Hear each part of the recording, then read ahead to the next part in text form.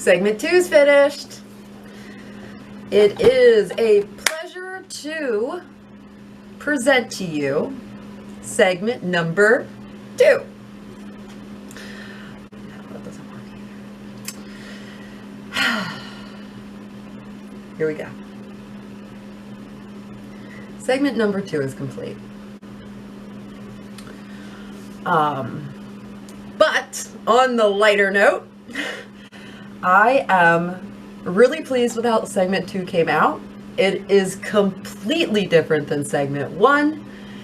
And this time, where segment 1 was more focused on emotional release, segment 2 is more about a creative vision. How you can use creativity different ways to reflect different energies within single sentences.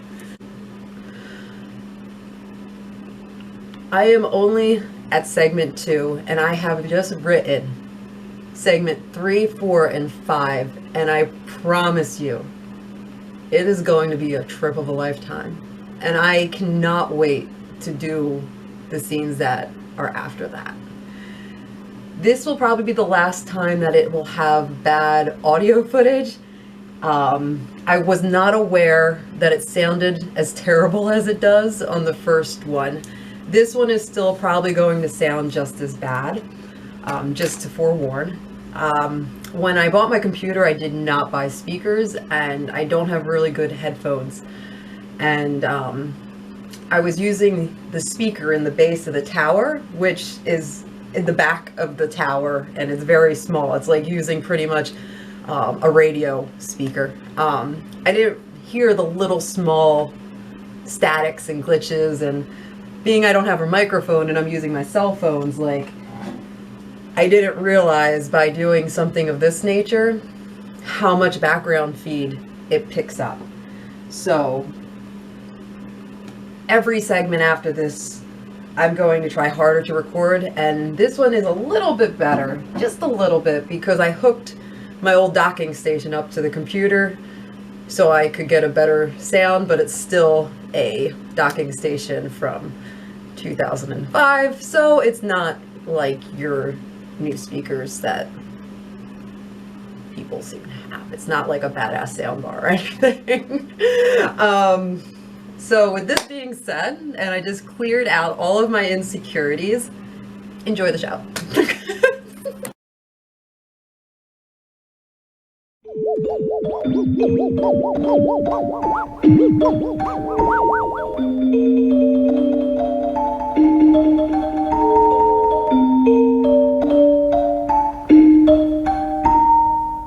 Begin.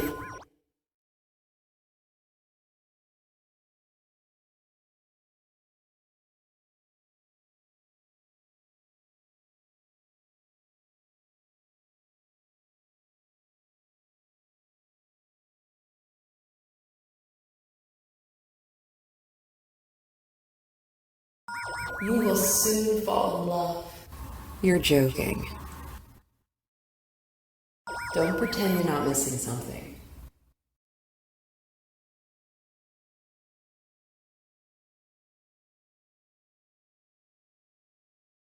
Momentarily mute.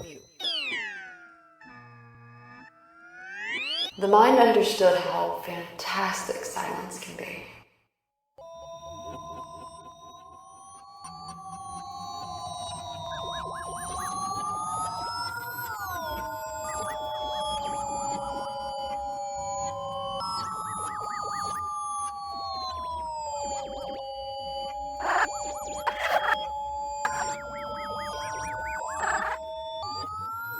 A UFO found an empty parking space.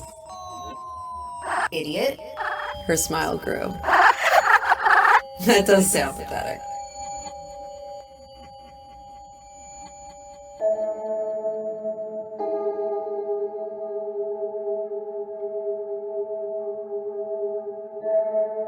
Dumbfounded, trying to find each other.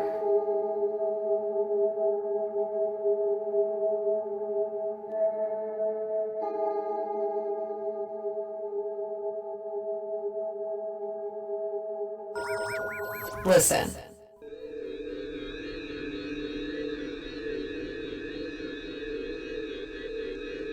Observations seem to rapidly escalate between envision and advice.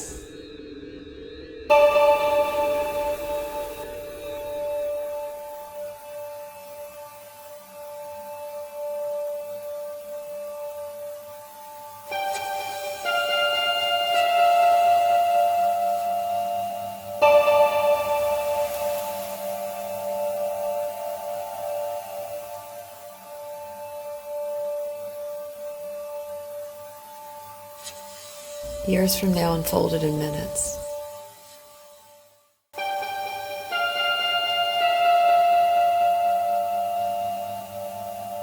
A full circle passed on by.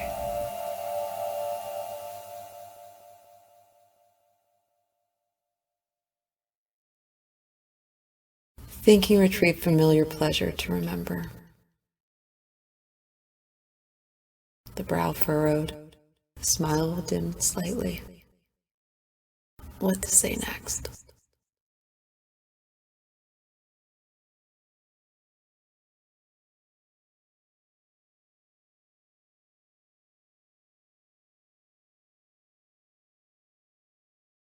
How many problems can we honestly say we learned from? You'd be surprised. Suppressing more. It felt like an eternity.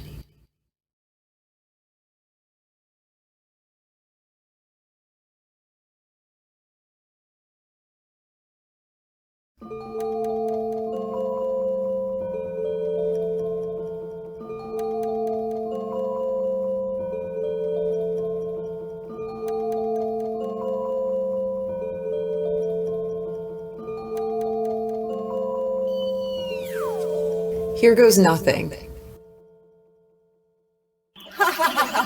Reality continued laughing.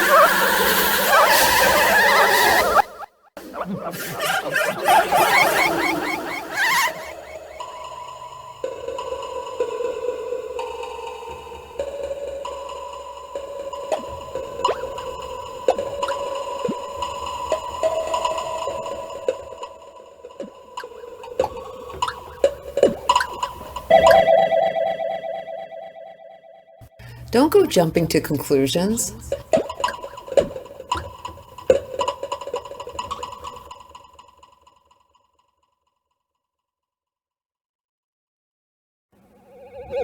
The only thing that comes to mind is a brief message.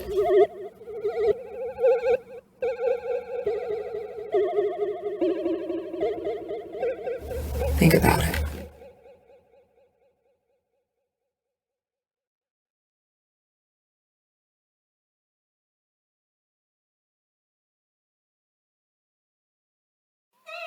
Romance is completely overdone. Romance sounds daunting.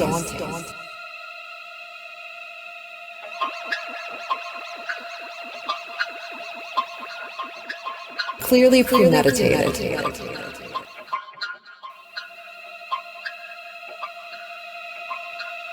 Too nervous to come up with anything more intelligent to say?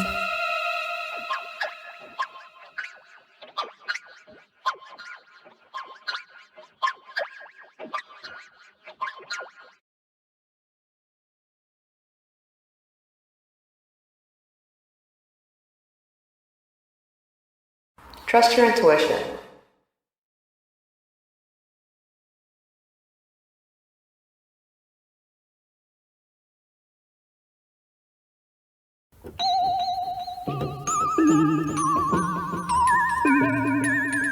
Another questioning assurance.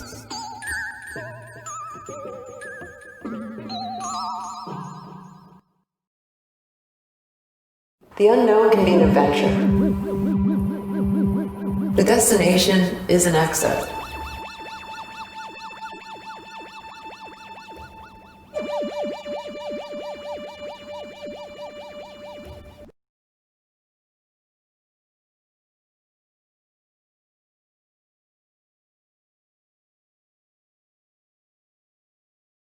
Ready to take off the mask?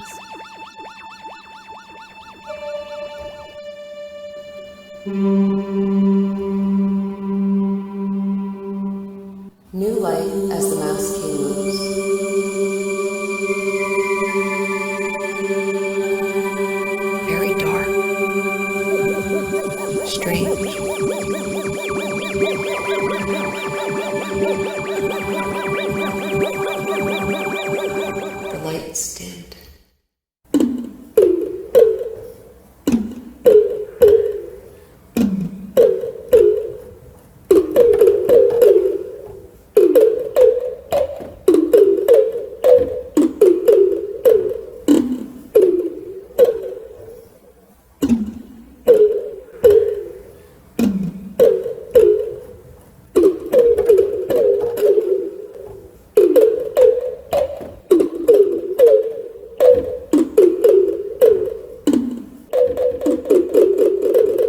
amazement, unexpected burst of life, constellations smiled in the darkness. The expanding universe, stars flickering like candles. Looking at the stars is a glimpse of history. Some of the things we can see in the sky are millions of light years away.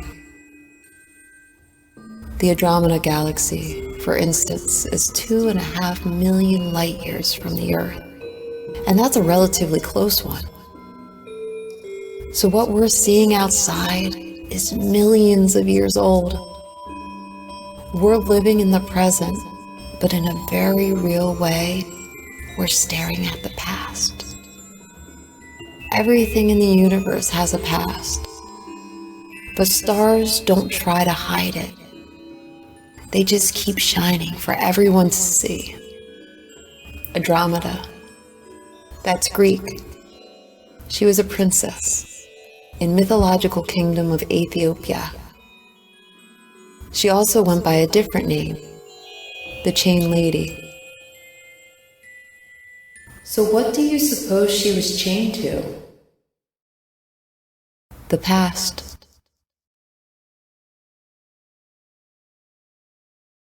A subtle shift in wonder, more like a star and less like a princess.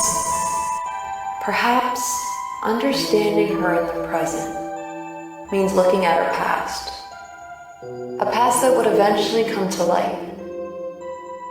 The present glimpse of the past, part of the future.